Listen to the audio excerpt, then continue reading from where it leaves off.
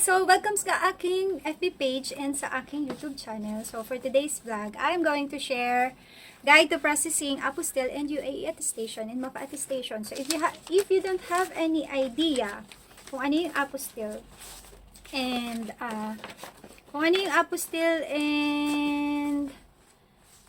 UAE attestation and MOFA attestation, papakitaan ko kayo ng documents. So, ito yung apostille. Sana nakikita nyo, diba? Kasi may personal information siya. So, tinakpan ko yung iba. Yan yung itsura ng apostille. And, ito naman yung UAE attestation. And, ito yung MOFA attestation. So, itong MOFA attestation is nagkakahalaga to ng 150 dirhams. So, times 2. So, equals is 300 dirhams. Plus, yung pa-courier is 300. So, gagastos kayo mga nasa 350 dirhams. And ito, nasa peso naman, kasi ginawa to sa Pilipinas, siguro mga nasa 2,000 to 4,000 dirhams. Ay, 2,000 to 4,000 pesos, not dirhams. Okay? So, there is a different process if you have graduated from a university or a private school. So, disclaimer, this information is based on our personal experience. So, I graduated from a private school, and my colleague graduated from a university. We had different processes. However, from time to time, you need to check the updated procedures to avoid an inconvenience. So, you have two options to process your apostille. Either do it on your own or request assistance from your school. So, if you choose to do it yourself, it will be much cheaper rather than going through the school. So, what are the requirements? Requirements is TOR and Diploma. So, you need to prepare a photocopy of your diploma and transcript of records. So, if you haven't received your diploma and transcript of record yet, you should request a copy from the school registrars of the institution where you graduated in the Philippines. So, request your school to provide a certified true copy of your diploma and TOR for apostille, which is needed for working abroad. So, itong apostille na to, yung pinakita ko sa inyo kanina, if you are planning na pumunta ng ibang bansa, is kailangan mo nga kumuha ng apostille. So, what is the reason why? What is the reason bakit kailangan nating mag-provide ng apostille? Kasi dito sa dito sa United Arab Emirates, merong listahan. I-explain ko lang as a PRO. Ito yung reason kung bakit kailangan nila to. So, sa Ministry of Human Resources or dito sa UAE, meron silang law. If you are a high school degree holder and bachelor's degree holder or master's degree holder, you need to provide the apostille with UAE attestation and MOFA attestation. Kasi meron silang job list positions na nire-require ang apostille. So, katunayan, legit na tapos ka ng high school and tapos ka ng college degree or master's degree. So, kapag ka naman hindi ka tapos ng college degree, high school degree, or master's degree, makakapaghanap ka pa rin naman po ng trabaho. So, don't worry about it. So, pwede ka pa rin po maghanap ng trabaho. Yun lang po ang nakalagay sa job position na ibibigay nila sa iyo is lower position, which is job grade level position ng listahan ng UAE law, mga nasa 1 to 5 kasi, level 1 to 5 is required yan ng mga higher, yung mga graduate ng high school, college, and master's degree. So, yung 6 down, lower na level position, hindi na kailangan ng apostille with UAE attestation and MOFA attestation. So, yun yung pinaka-explanation yan. So, nawawala na ako ng boses. So, actually, you have two options. The first option is do it in your own. It costs approximately 600 to 1,000 pesos depending on the school. So, yung second option is if you want less hassle, you can process your apostille through the school. It costs approximately 2,000 to 4,000 pesos depending on the school. So, tinanong ko yung ka-flatmate ko magkano nagastos niya sa apostille is, apostille pa lang to ito pa lang to. Ang ginastos na daw dito is mga nagkakahalaga ng mga nasa 3,000 pesos. So, ako, ang ginastos ko sa apostille is, kasi ako naglakad ng sarili ko, ang ginastos ko siguro mga overall, mga nasa 800 pesos kasama na yung pamasahe doon. Lahat-lahat na. So, 'di ba mas malaking tipid. So, okay. Here are the procedures or step procedures if you choose to do it yourself. So, please follow the steps by steps procedures. So, as I've said earlier, you need to prepare a photocopy of your diploma and transcript of records. If you haven't received them yet, you should request a copy from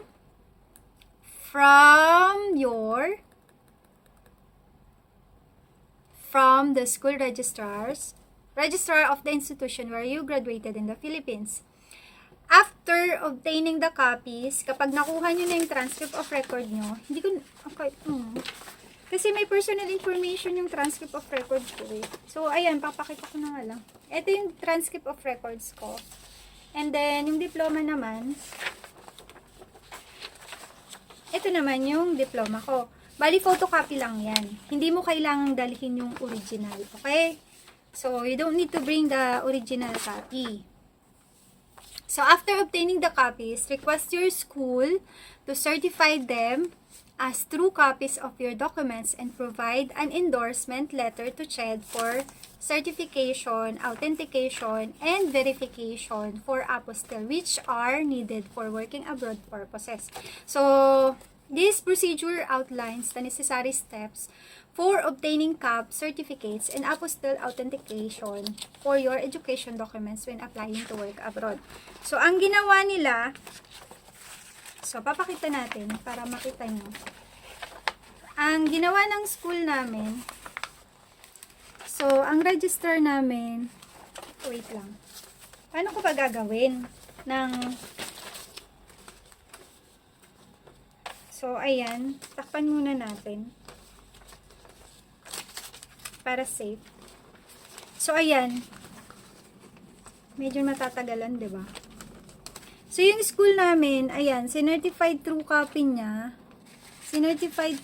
nila, yung diploma and transcript of records ko. So, binayaran ko to sa school ng, yung sa resibo ko is nasa, ayan, nasa 350 pesos para makuha ko yung certified true copy and then yung endorsement letter na ginawa nila papunta, pasubmit dun sa CHED. So, ayan. Ito naman, ito yung katibayan. Yung kasama na dyan, yung katibayan na nakagraduate ako. Ito, makikita nyo, ito yung ano nila, yung documents na kasama dun sa certified true copy. So, ilalagay nila yan sa document, sa nakasealed na envelope, kasama na yung transcript of records, yung endorsement letter, and then yung documents, and then yung dokumento na idadali mo sa CHED. So, once the TOR and Diploma have been certified through copies, and you have obtained the endorsement letter, the school will inform you which branch of the Commission of Higher Education of the Department of Education you need to proceed. So, pag nakuha mo na yung endorsement letter, ilalagay nila yun sa envelope, naka-address doon kung saan kang pupunta na branch na CHED or DepEd. So, hindi lahat ng school, ako, STI College Caloocan, so under yung school namin ng CHED sa may UP na malapit.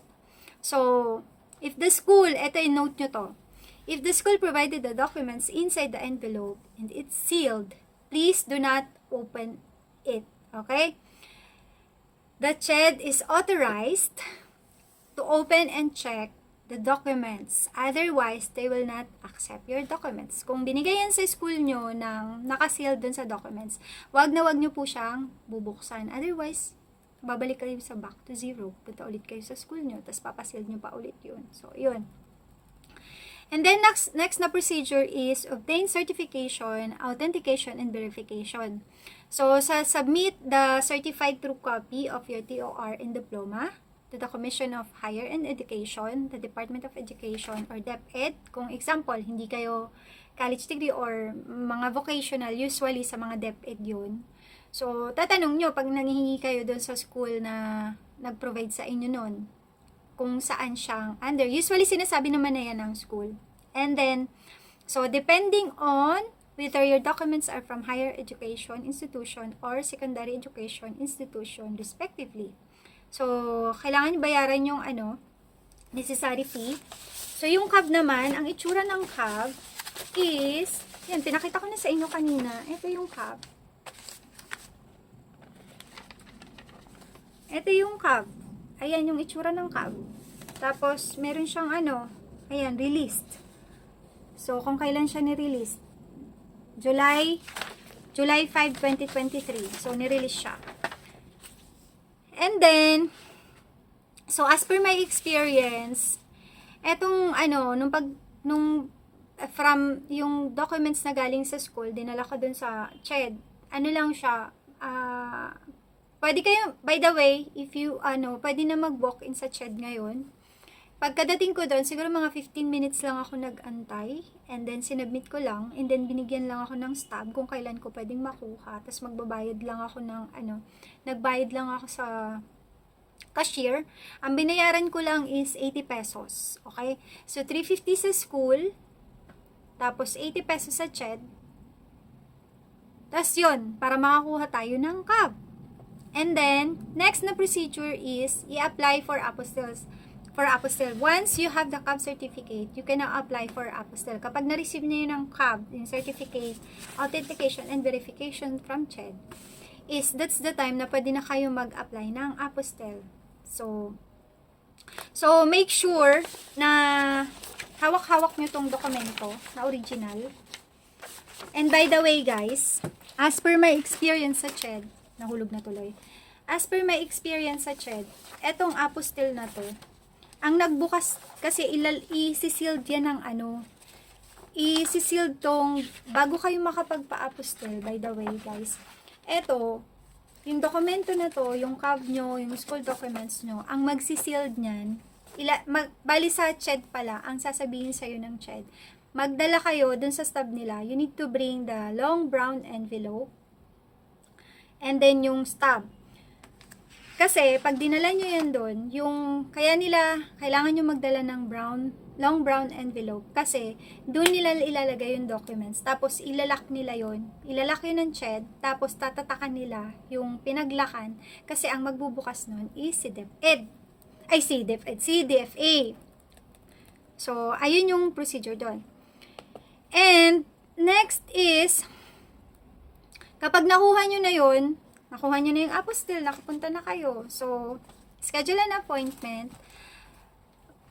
Visit the official website of Department of Foreign Affairs, DFA in the Philippines, and schedule an appointment for apostille. So, choose a DFA branch location that is convenient for you. So, note po na if you are an OFW, kasi since I'm an OFW, ina-allowed po ni DFA na mag-walk-in ang mga OFW. So, pumunta ako dun sa Cubao. So, same day, nagpa-apostille ako, sinubmit ko yung mga documents ko.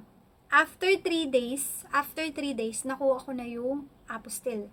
So, yun yung pinaka-procedure nun. Pero kapag hindi ka OFW, or depende, i-note nyo po pala na hindi lahat ng branch ng DFA merong apostille. So, yung sa Cubao, sa may Cubao Mall, Ali Mall ba yun? Sa may Ali Mall?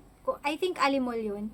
Doon ako nakapagpa-apostille, nag-walk-in lang ako. So, nagtatanggap ata sila ng walk-in. And then, after nun, kapag nakuha nyo na tong apostille na to, lahat na, nakompleto nyo na, wait for apostille process. The DFA will process your document, affix the apostille on the certified true copies of your TOR and Diploma along with the CAB certificate.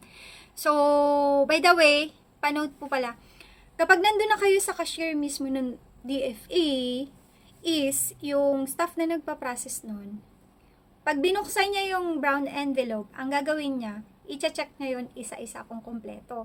Tapos, ikaw mismo na sa harapan niya. Pwedeng ikaw ang mag-check. Tapos, pwede mong picturean. Akong ginawa ko, vinidyohan ko. So, chinek ko kung ano yung mga documents na naka-attach doon from CHED. Tapos, doon mismo sa harap mismo na nagpa-process ng DFA. Doon ko binibidyohan. Pero, tinanong ko muna kung yung sa DFA kung pwede bang videohan ko yung mga dokumento na meron ako. So, sabi naman niya, pwede naman. So, just to make sure lang. Okay? So, kapag nakuha nyo na yung apostille nyo, my God. So, mabilis lang po ito. As per my experience po sa school, same day, nakuha ko po yung certified true copy. Tapos, dinala ko sa CHED.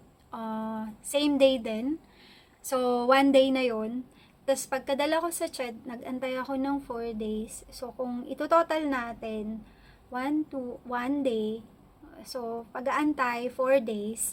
Tapos, nag-additional pa ng 3 days sa DFA bago ko siya makuha. So, total overall, 3, 4, 7 days lang. So, ang pinaka-procedure lang nito para makuha mo yung apostille kapag do it yourself, mga 7 days lang. So, mas maikli yung grace period of time para i-process mo siya. So, yun. Kaya mas maganda kung do it yourself. Pag sanay ka maglakad ng mga papeles, pero kapag ayaw mo mga naiinitan, maglakad, mag-process ng mga dokumento, dun ka na sa mga less hassle. Mag-request ka na lang sa school nyo.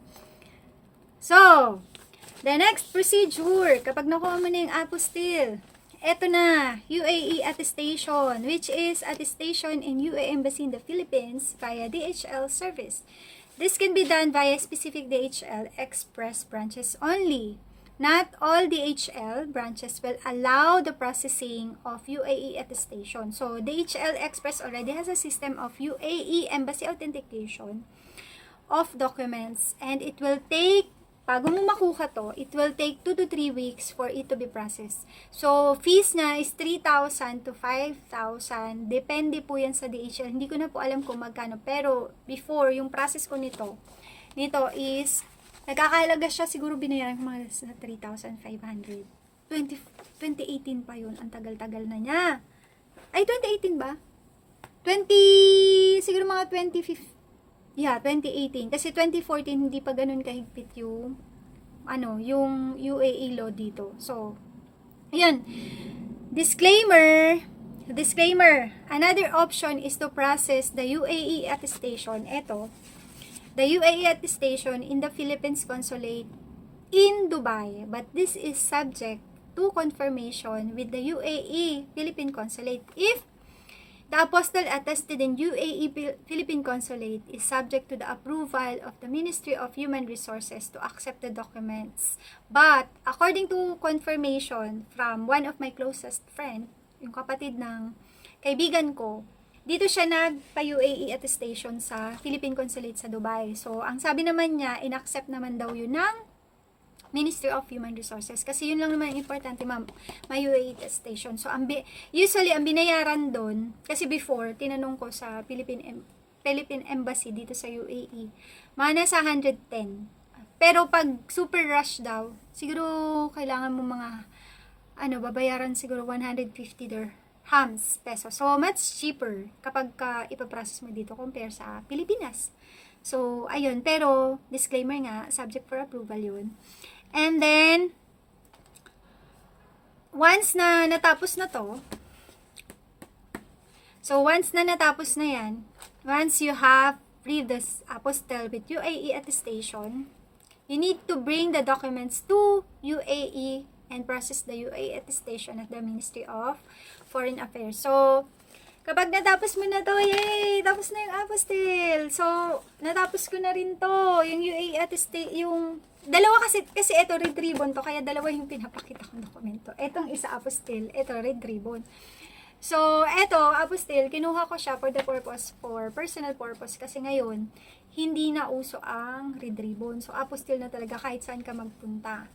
So, next is, pag nakuha mo na yun, naka-UAE attestation ka na, yung dokumento mo, Etong MOFA attestation, hindi siya pwedeng gawin sa Pilipinas. Dito lang talaga siya sa United Arab Emirates ginagawa.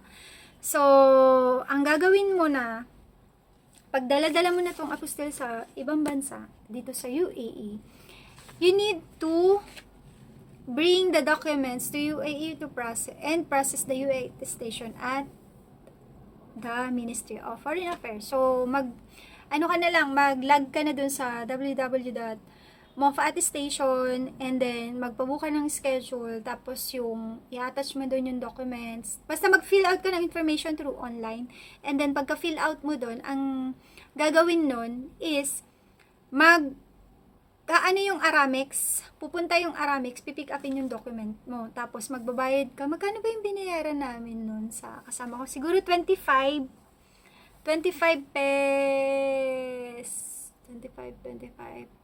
dirhams. So, 25 dirhams yung binayaran namin para kuhanin yung document niya. Tapos, ibabalik din yun sa'yo after mo magpa-MOFA attestation.